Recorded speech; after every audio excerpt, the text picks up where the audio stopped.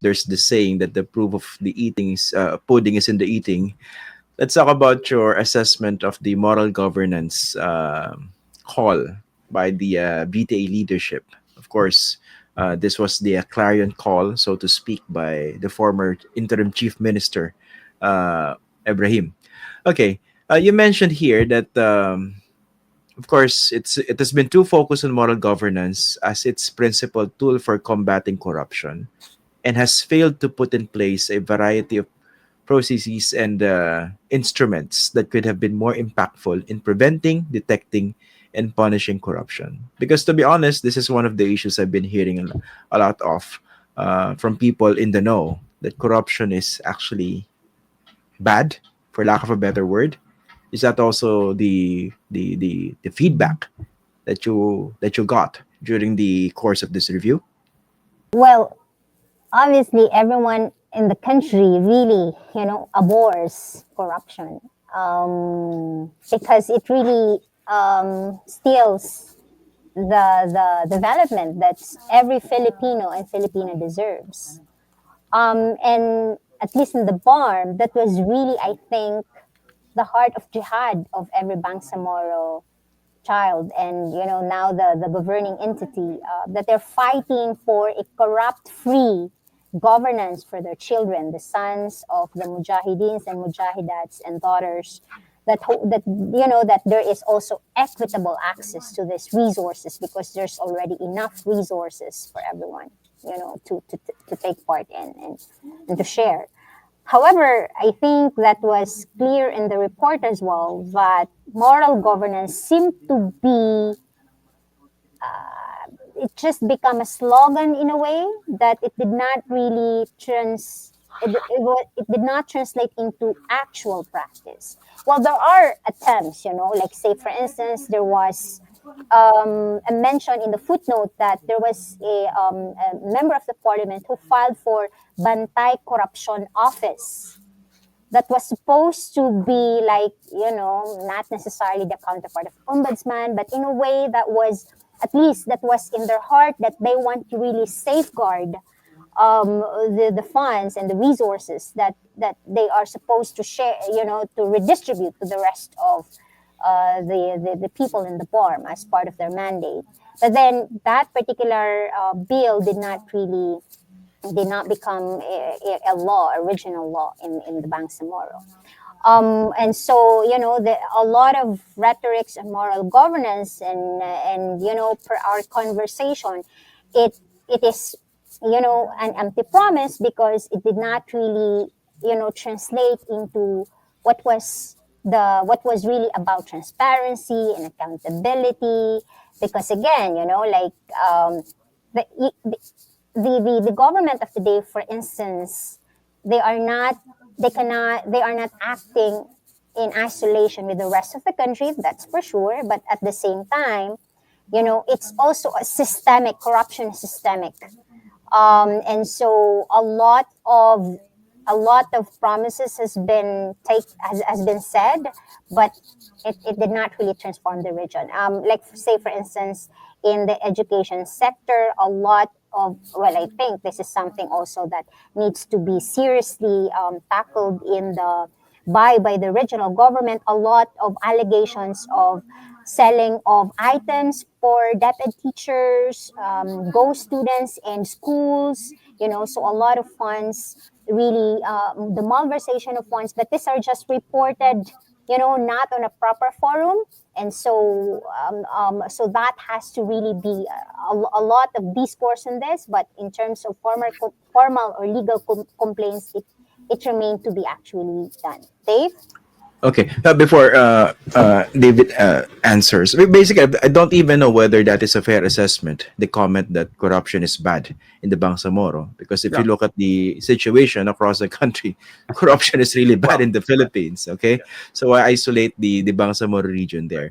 But number two, what are missing? What mechanisms are missing in terms of making sure that corruption would at least be more difficult to do Yeah. in this transition government, David? Sure. Yeah, thanks. So, just to back up again, there's a lot of money flowing into to the BTA, to the government every year. I mean, they haven't been able to large the block grant and the special development. It's a lot of money that's been coming in. So there's a lot of money. We've already mentioned there are, weak or underdeveloped systems for public financial management. So that by itself is a problem. But then you get to get to your question, Christian. There's very weak, almost non-existent accountability mechanisms, right? So while the initial interim chief minister and then actually the current one both have, he's also embraced moral governance, right? So it is sort of the theme, the aspiration, and it's commendable as an aspiration. We say that, but there are very few accountability mechanisms. So you begin with the parliament, right? And again, this all, to your point, Kristen, this all applies at the national level too, right? But whether it's the Congress or the parliament, in the case of the BARMM, it's the parliament. There's been very little evident effort for the parliament to exercise any accountability over how the government has spent its money or the quality of its programs, et cetera. Another point we make in the report, and Yash and I both have long histories with civil society organizations, but civil society organizations in the BARMM probably need to be more robust in their efforts to monitor government programs and be critical when necessary. And then we haven't really talked that much about the role of the national government in all of this, but also, national government agencies, the Commission on Audit and the Ombudsman's Office, the Department of Finance, they all have certain oversight roles too, and it's not clear that they've necessarily exercised those roles very energetically, and so there's in short there's been and of course there's very little media scrutiny. I mean, in activity or scrutiny down in the Bangsamoro region. So for all of those things that are weak nationally are even weaker, for the most part in the Bangsamoro. Okay, as a final point, let's talk about the decommissioning process and, of course, the larger normalization phase in this Bangsamoro peace process. How are they faring in terms of, let's say, the decommissioning process? Because there's been a lot of delay and a lot of questions as to the legitimacy or integrity of the decommissioning process. Let's start with Yash. Well, as you can see, there has, the MALF Central Committee has recently released their official statement that they have halted the last phase of the decommissioning, primarily because the GPH implementing panel failed to deliver the rest of the component that were promised to them in terms of, like, say, not just the laying down of arms, like the 100,000 cash assistance, but also the socio-economic packages that needs to be given to the MALF families that is in the camps. To our viewers, what is also needs to be emphasized here is the context, the contextual understanding of how an MALF camp is. To be honest, it's not like what you can imagine. It's not a military camp. Like in MALF, the camp is actually, these are communities. And that, as also mentioned in the report, that you have the main camps, or at least the base camps, and then you have the outer influence camps. So these are really big communities. So you can see that when you talk about camp transformation, for instance, which is part, of course, of the decommissioning, that you are also in a way already providing socio-economic services as part of the whole governance mechanisms that is to be provided, not just by the government of the day, but is pretty much tied up to the normalization track. That is part of the two track, the political track, which is the enactment of the BOL and now the BARMM, and you have the normalization track. So the national government fails on that. While this is not something unique, Christian, because you also see this, with the MNLF, that the 1990s final peace agreement, and we have mentioned that, preface that in our report, that we also see the MILF peace process as supposedly part of the unfinished agreement during the 1990s final peace agreement. Well, at least we touched on that, but not really, because these are also two,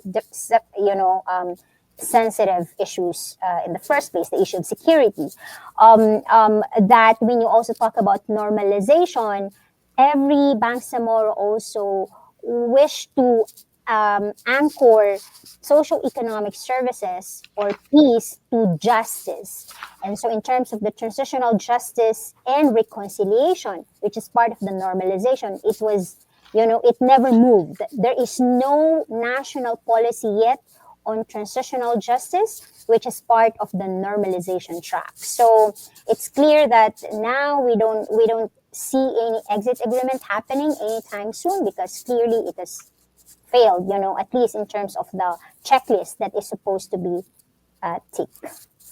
Yeah, so I'm not as close to the situation as Yash is, so I'll just make one or two limited comments. One is that whatever else happens, or the current situation with normalization and decommissioning, one of the unfortunate things in the current situation is that it's not that it's caused, but it certainly has intensified divisions within the MILF itself. So again, the one of the strengths of I would argue, of the transition period has been that the MI remained a, at least generally speaking, unified entity. And I think it appears there are, or will be, well, there are really, I think, kind of divisions now about the future of decommissioning. And that's a pretty significant issue. And then just more generally, from afar, and I am very, very much afar, one gets the sense, and it's not just, more generally, but also as apply, again, national and regional, sort of that there's this sense of drift, and, and maybe the national government, the political situation is distracting people at the highest levels perhaps from the situation going on in the BARMM. And so you've got sort of uncertainty within kind of at the national level, and then you've got these divisions growing within the MILF, and the prospect of elections. It's a unsettled and worrying situation.